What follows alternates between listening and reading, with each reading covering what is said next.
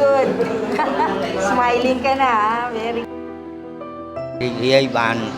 ភ្នែកនឹងបានភ្លឺជាមកជុំគាត់មើលកាលពីមិនទាន់វះគឺភ្នែកមើលអីអត់ឃើញទេបាទឥឡូវនេះខ្ញុំសូមអរគុណដល់ក្រុមហ៊ុនដែលបានចុះមកជួយឧបត្ថម្ភខាងនិស័យភ្នែករបស់ប្រជាជននេះ គាត់ពិបាកដើរពិបាកនេះចឹងយើងពិបាកដែរបើគាត់ភ្លឺចឹងទៅស្រួលគាត់ចាគាត់ដើរទៅណាក៏យើងមិនបាច់ចាំតាមគាត់ចឹងណា ខ្ញុំ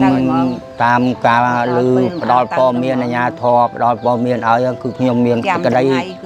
ត្រេកអរខ្ញុំថាពេលនេះគឺខ្ញុំបានព្យាបាលថ្មីដោយអត់មានគិតថ្លៃព្រោះអង្គការចុះមកជួយឧបត្ថម្ភគាំទ្រខ្មែរយើងនេះ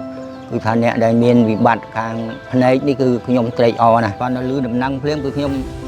ចាំពីថ្ងៃដែលចាំដល់ថ្ងៃលោកគ្រូណាត់ហ្នឹងគាត់ ចាស់ចាស់ហើយណាមួយកូននៅឆ្ងាយឆ្ងាយមកខ្ញុំនៅគៀកជាងគេចាខ្ញុំនៅឆ្ងាយកាលហ្នឹងគាត់រៀងនៅភ្នែកនៅភ្លឺដែរគាត់មើលកើតតទៅពេលឥឡូវគាត់ងឹតចាគឺខ្ញុំមានសេចក្តីត្រេកអរណាស់បាទកូនជួយសម្រាប់បាទឥឡូវបានជាហ្នឹងបានជាស្រួលទៅក៏ឲ្យកូនវា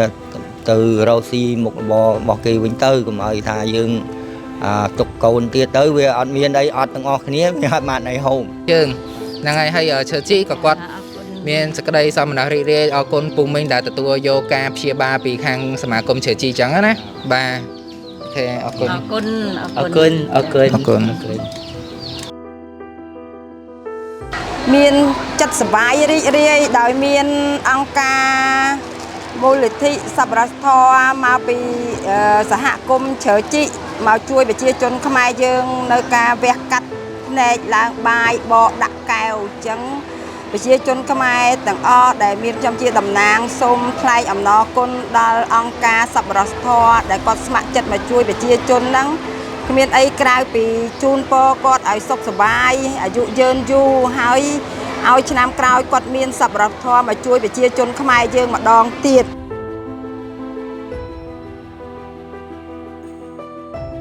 We will transfer him to the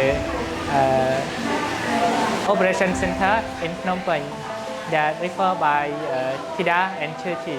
We hope that this charity will help our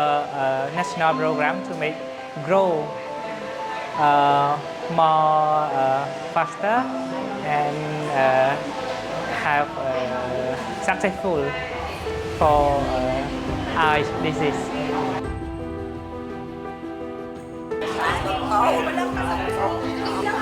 We can't really do much besides translating much, but yeah, I learned a lot from doctors and also just interacting with villagers. It's actually very the feeling is very fulfilling.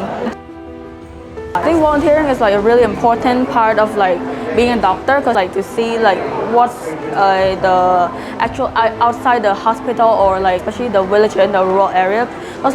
the healthcare system it's not that good and then there's some people they can't get access to it.